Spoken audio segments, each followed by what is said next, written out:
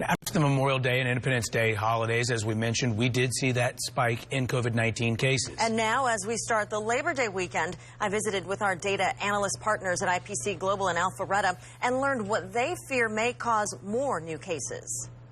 We've watched students return to their college campuses and with that also watched the number of new COVID-19 cases climb, especially in smaller counties. Our partners at Alpharetta-based IPC Global noticed that in Clark County, home to UGA. They are now trending up 4.7 cases per day over the last 21 days. And even if you just look at the last 2 weeks, the slope of the line is even much greater. In Bullock County, home to Georgia Southern, the slope is even greater. So clearly the students and other workers brought that onto those campuses.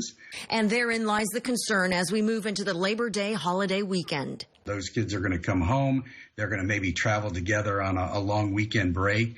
How are they going to then take that with them and bring that back to the university system? Fulton, DeKalb, and Cobb counties are home to larger universities and overall populations. But the new caseload showed no real movement despite an influx ranging from 15 to nearly 40,000 students and staff. Data has Meersman convinced cases will go up on campuses. Then compounded with the holiday weekend, we'll bring more cases off campus and then maybe even more campus cases back on campus. And so it goes. So Meersman, who analyzes the data, suggests people need to really assess how they're feeling at the end of the holiday weekend. Do you return to campus?